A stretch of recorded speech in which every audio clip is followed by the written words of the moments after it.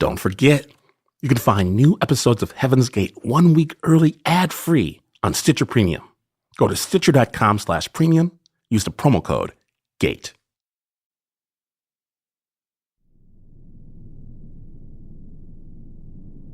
Imagine that you are a member of Heaven's Gate. Just for a moment, consider it. You cut your hair, you change your name, the whole thing. And the one rule that's more important than the others is this. In Heaven's Gate, the only relationship that counts is your relationship to T and Doe, and through them, to God. All your attention must go into that relationship. Say goodbye forever to everyone else. That forced focus that is demanded, it works like blinders on a horse. It has the effect of keeping you and your fellow members devoted to the group. But when Bonnie Nettles, T, the co-founder of Heaven's Gate, died in 1985, her partner Doe was at a loss. And he did something odd. He sent everyone home, just for a bit, just for a break, while he planned their next move. He let them take their blinders off. On today's episode, when I first saw her, former group member Frank Lyford is talking about his girlfriend from 40 years ago, Erika Ernst. And she was at first very shy. We met, I think, a friend of mine knew a friend of hers. Frank is in his 60s now, lean face, kind. He works as a life coach in Kansas, and he tells people that he's been to hell and back. So he's that much more ready to help you on your own journey, whatever it is. And as far as Frank has come, he's still wistful about Erika and their early days in love. She just had a really pretty smile and nice dimples and pretty blue eyes and blonde hair, and I was smitten. They met in the early 70s. I was 18 and she was 15, and she told me she was 16, and I had a motorcycle, so she was enthralled with that. So we traded phone numbers and went on from there. When I think about Erika, then what I think about is just how I felt in her presence. I enjoyed being me in her presence. Erika's an amazing human being.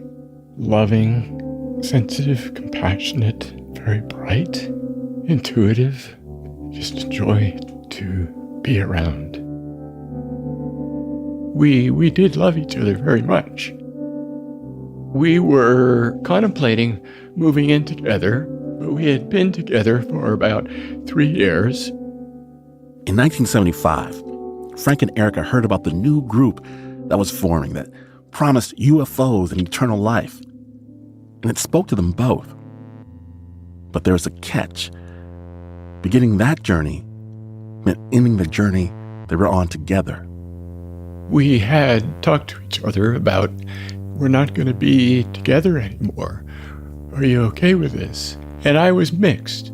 And I told her I was mixed about it, but that this opportunity was something that I didn't want to miss out on.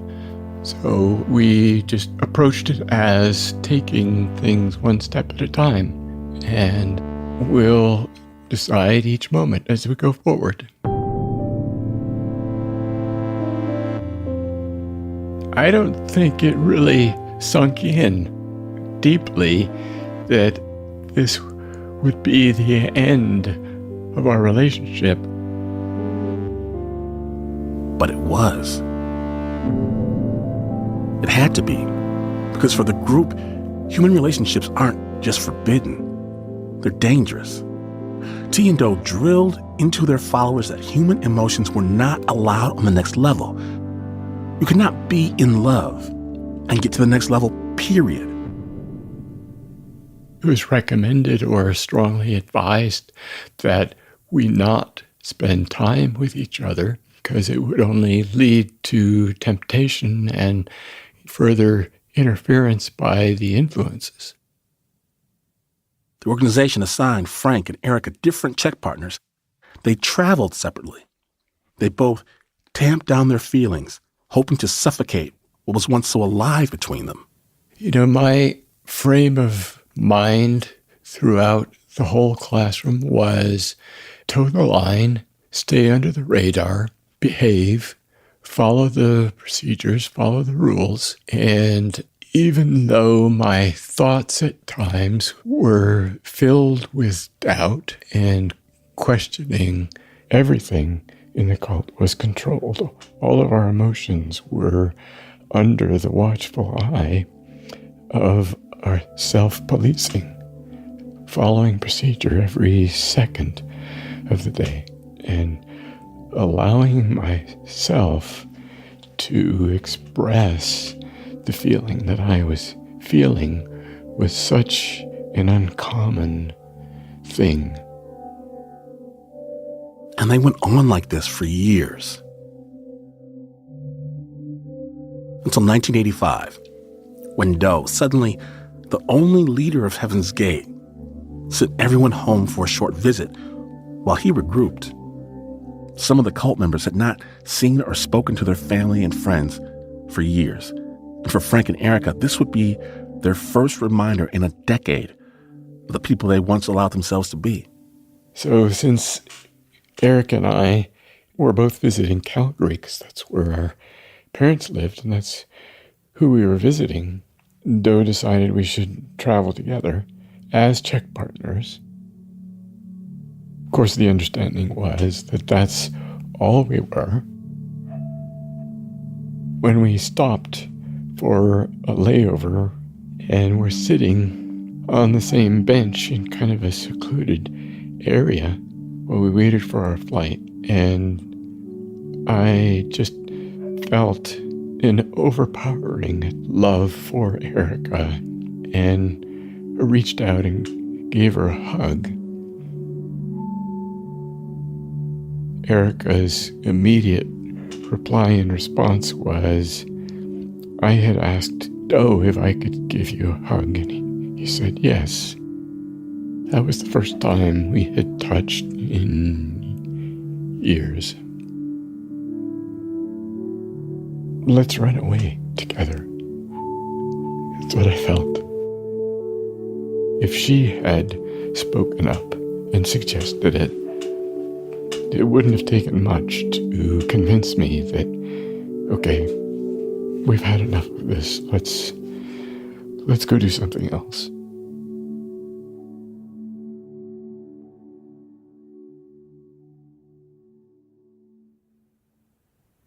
When did you see your son? September of 1985. Remember Nancy Brown, David's mother, who set up a whole network of families to try to get information out of the group? Well, Nancy's son went home too. Oh my gosh. What a shock, a wonderful shock. That he wants to come and see us. He didn't want to be met at the airport. He took the airporter over to Berkeley and rang the doorbell. And I go down the stairs, open the door, and there he is after 10 years. He looked a little older, had a little less hair. He was quite slender.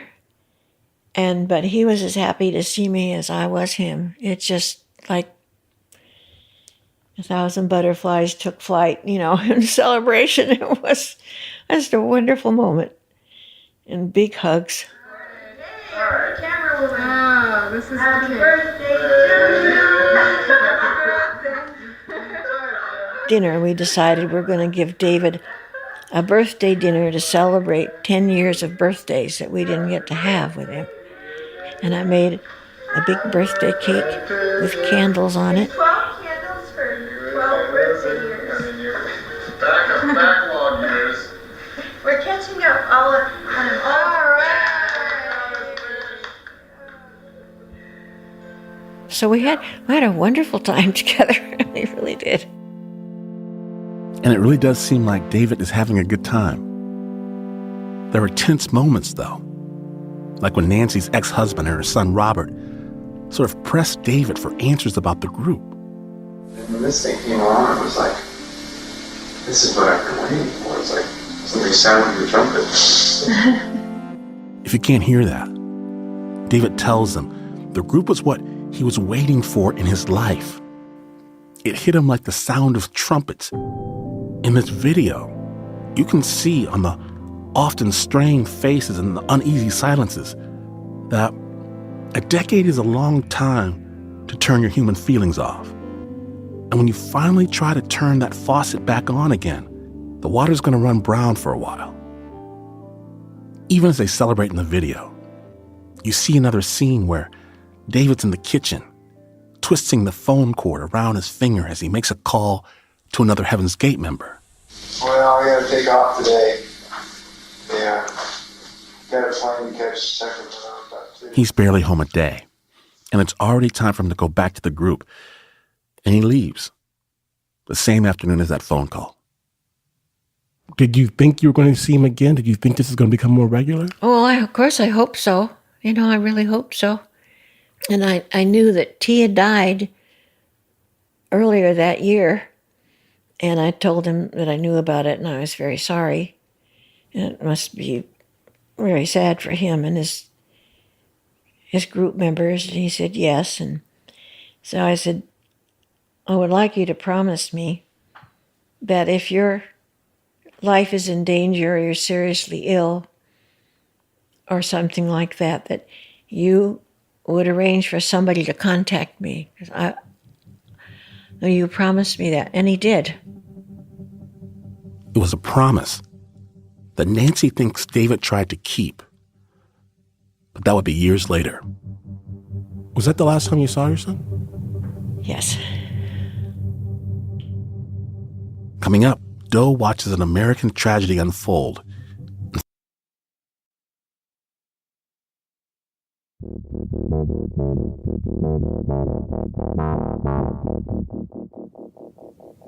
We're back. It's April 19th, 1993. But David Koresh and his followers are still holed up as they have been for the past 51 days. Bonnie, were there any indications that this D-Day was... David Koresh is the charismatic leader of the Branch Davidian cult, an offshoot of the Seventh-day Adventist. Now, Koresh was born Vernon Howell, but he calls himself Koresh because it's another word for Messiah. His name's Koresh, according to Scripture. Revelation says he has a new name. He has a name that no one knows but he himself. His name is the Word of God.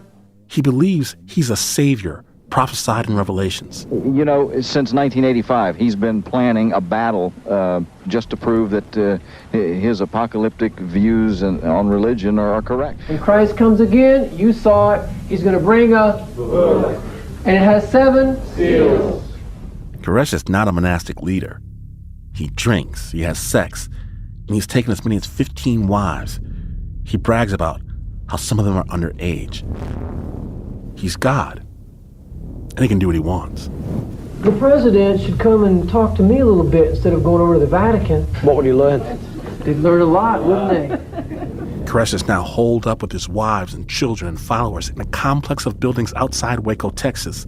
About 100 people, just waiting around till the end of the world, which they expect any day.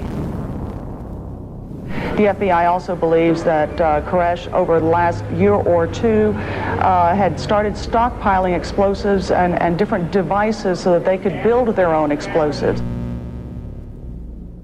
Koresh did not have explosives, it would turn out. Just a whole lot of guns and semi-automatic rifles converted to fully automatic. The FBI and the ATF had tried to raid the complex to search for weapons and to keep Koresh from perhaps harming his people. But Koresh had been tipped off. So he and his followers had time to prepare and to fight back. Pushing people around with guns. See, I'll meet you at the doorstep any day. And somebody will get hurt. If you want to keep playing that game, somebody's going to get hurt. Which is how this standoff begins. The longest in American history. The FBI smuggles microphones into the cult inside milk cartons for the kids. And agents can hear Koresh preparing to set fire to the buildings from the inside. On day 51, the government launches a final assault. What we're seeing is an M60 combat engineering vehicle. It's been injecting tear gas. It's also rammed straight into, what you're seeing there is the front door to the Branch Davidian compound, and look at it, it's going right into the front door. As you can see on your screen, there is a great deal of smoke coming out of the building. Let's go to Mike Capps. We can also see some flames there now. Mike, what can you tell us? What can you see?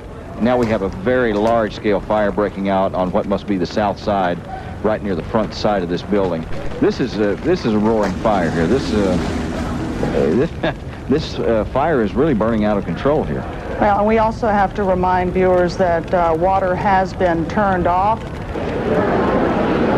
Well, as you can see, the parts of the building have collapsed. The fire has indeed engulfed the vast majority of this compound that has been the Bonnie, site. the entire roof is gone. The entire roof is gone. In the wreckage, they find 75 bodies, 19 of them children. Some have bullet wounds to the head, including Koresh himself. What we're seeing is basically, you might call it the pushing of a self-destruct button. The whole country watched this unfold on the news. Your daughter had a number of stories to report about her training. Yes. Can you tell us about that?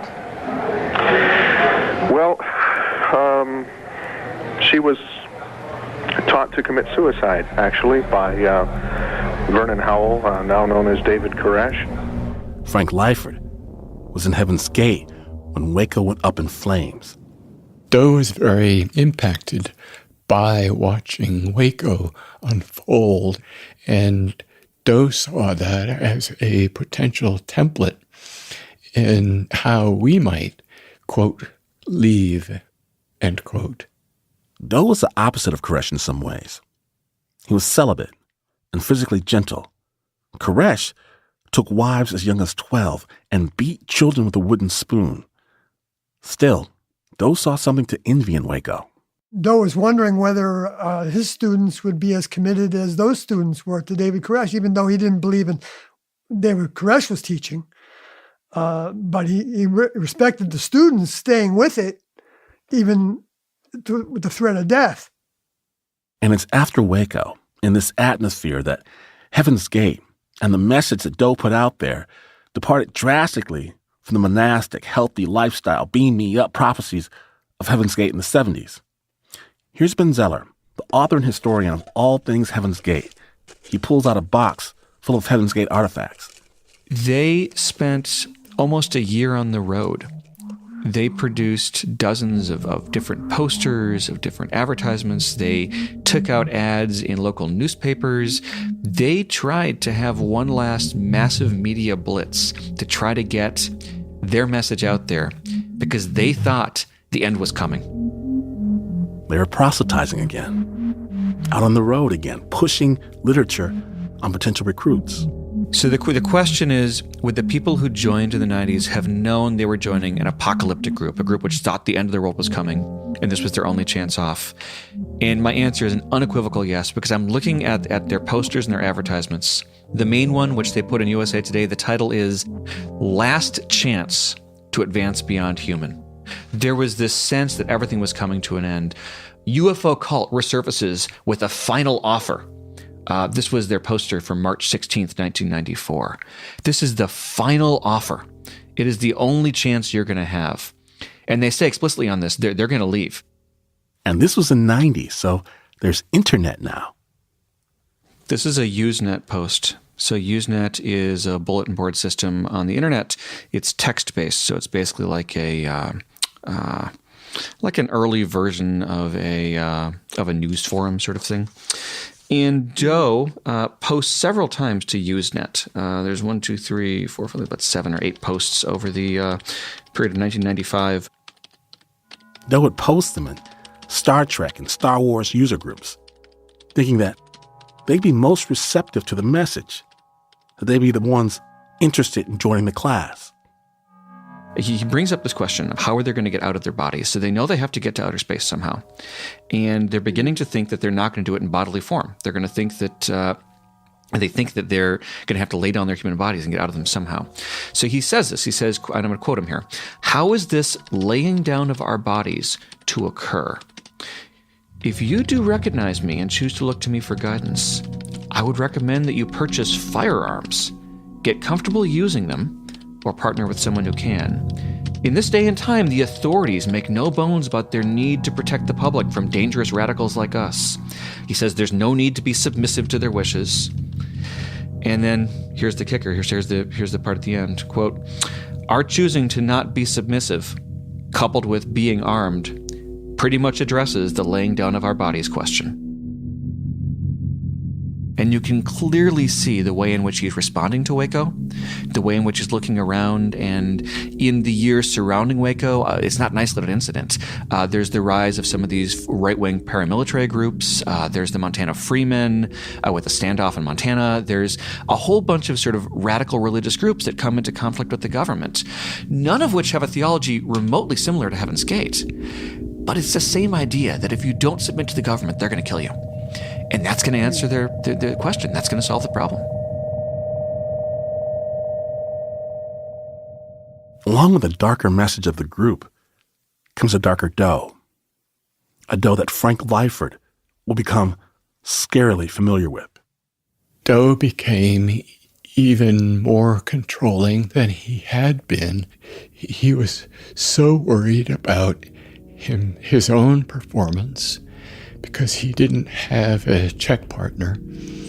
And he became, in my view, a little bit psychotic, and I think that increased over time to the point where he lost his objectivity and began to entertain ways of forcing the authorities to kill the class members. That's when he began talking about buying firearms and learning to shoot them with the thought that it would end in our demise. And to me, that was a red flag. Red flag, of course, is an understatement of enormous proportions. And Frank says Doe became more manipulative with the class and more cruel.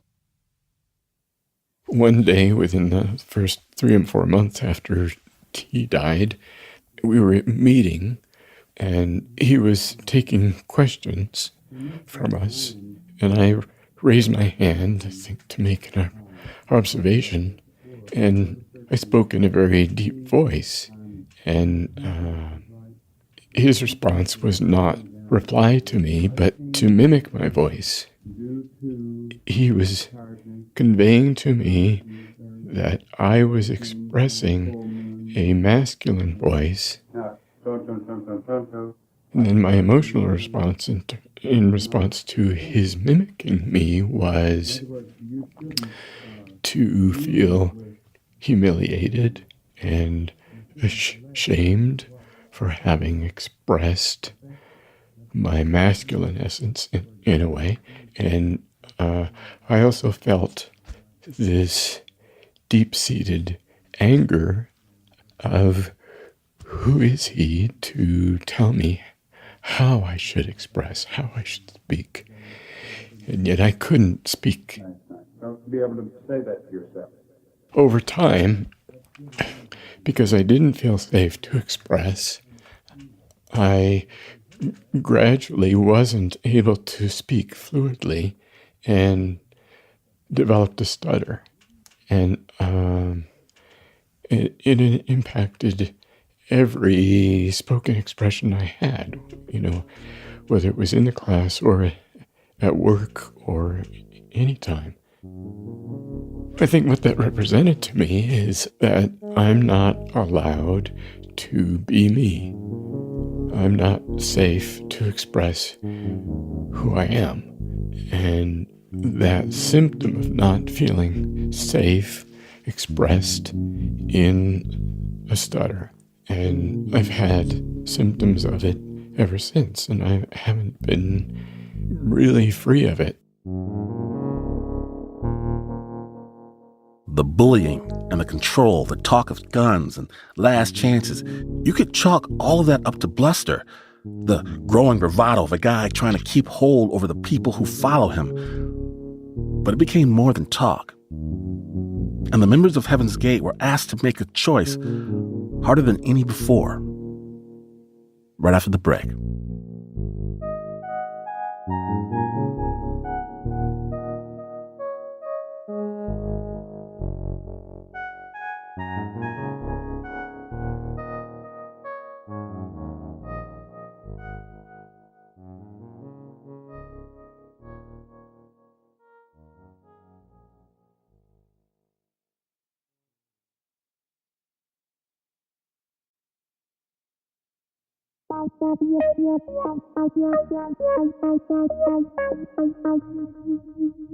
We're back.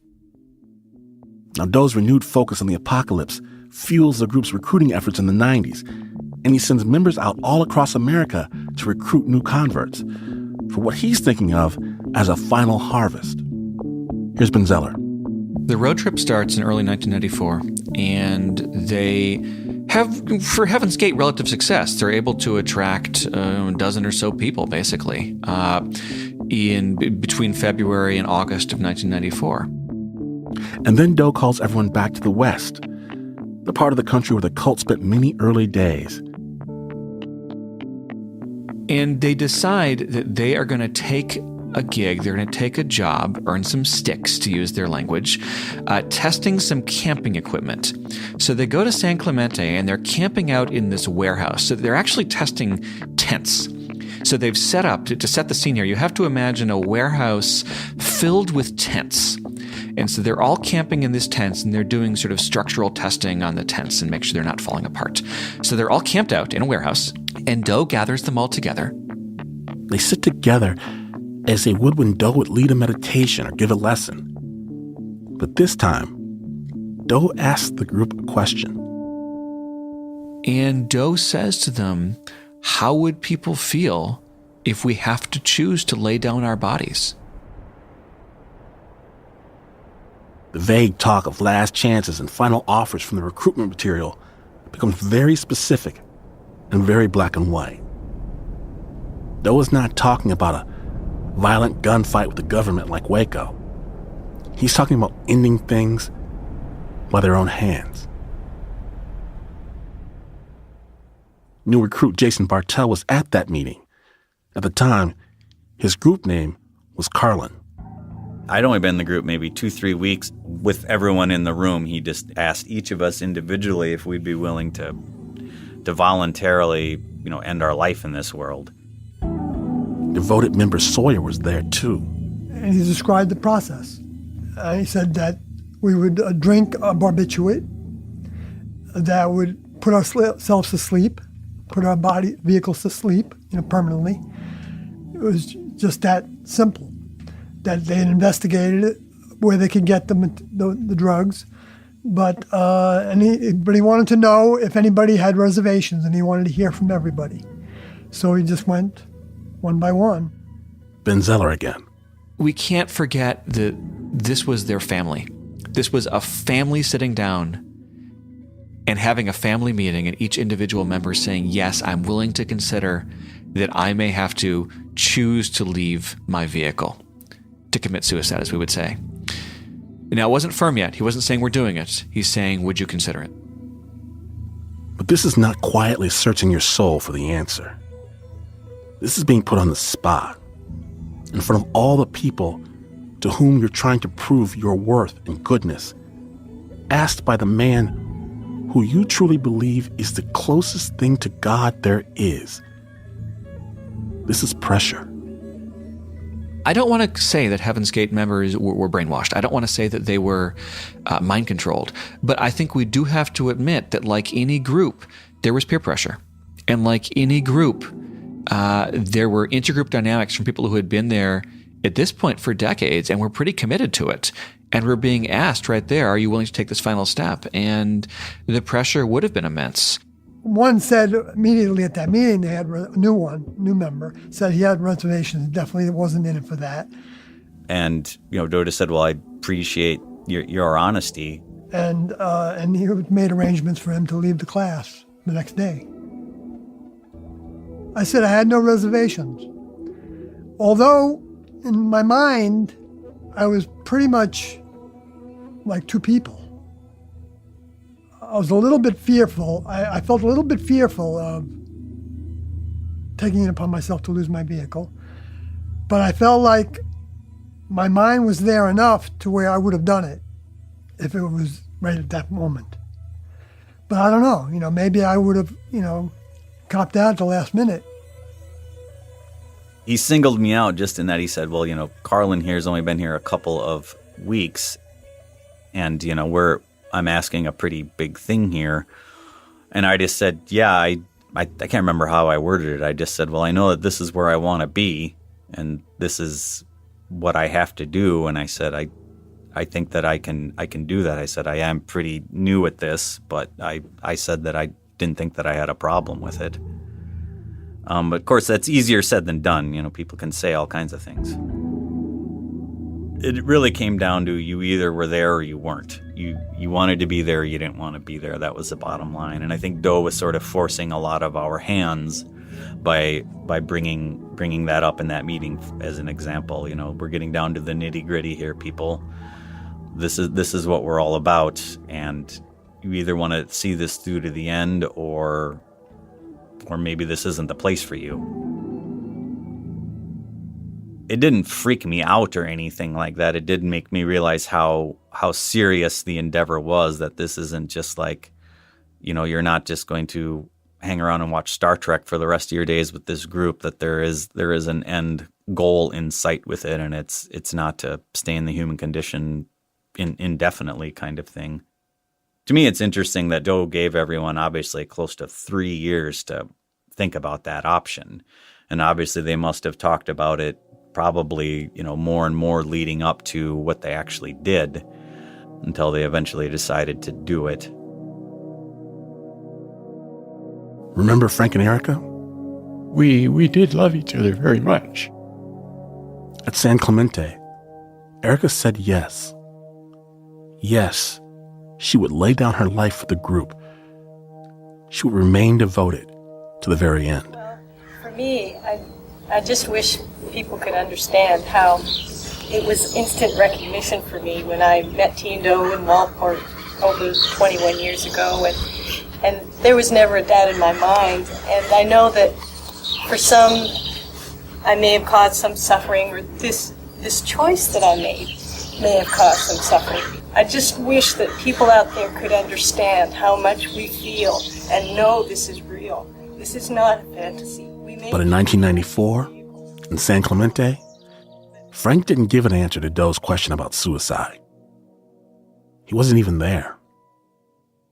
The changes in the cult and in Doe had shaken his faith, but something else he experienced changed him even more profoundly.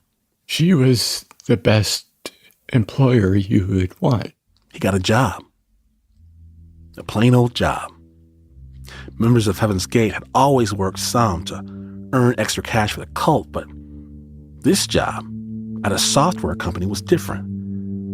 Frank had a boss who really liked him, who believed in him.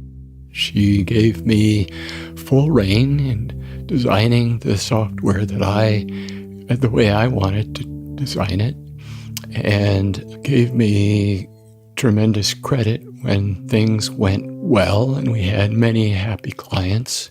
And then contrast that with returning to the cult environment every night, in which creativity was suppressed, uniqueness was not allowed, you were a cog in the wheel. Everything was for the benefit of the group at large, and no personal recognition, no creativity. And it was undeniable. I had to leave. Doe at first was of the mind that he could talk some sense into me, and he said, "It's rotten out there. You sure you want to go out there?" And how I was throwing away my opportunity to graduate to the next level. And with everything that he said, all I could do is return to this visceral gut knowing, in spite of anything my intellectual process might have said. It kept saying I could no longer be here. No matter what, I have to leave the cult. I have to go out and be who I am supposed to be, whatever that is. Once it was clear that I had made up my mind, he ended the meeting. So we arranged for me to buy a plane ticket to wherever I wanted to go, and I chose to return to Calgary to my parents. And we arranged for a flight out that same day, and I packed a duffel bag with, other classmates hovering about to make sure I was not breaking any procedures or taking something I wasn't supposed to. And Doe said goodbye and gave me a hug, and Sorority and Soyoti drove me to the airport, and I boarded a plane. And I remember flying over San Diego, circling over, headed toward LAX, and feeling higher than a kite, that I was free. I felt this tremendous freedom and this tremendous weight lift off me, even though I also felt trepidation, because it was completely unknown, but it was also giddy with the unknown.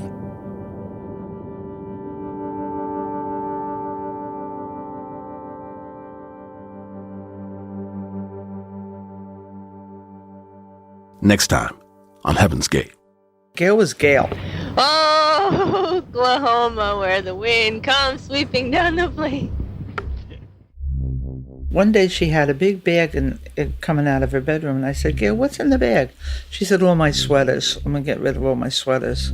I said, oh, okay, whatever. And I think that was the first sign, but I didn't see the sign because I never knew she was in this cult. Hello, honey. Hello. Oh, when you coming home? I don't know, probably never. She was Applewhite's puppet, He pulled the strings, and they did what he wanted them to do. Doe was really upset, and he said, I've done a horrible thing. He says, take me to the police. And Liv Odie and Jan Odie and I, we said, no way. He said, we'll take care of it.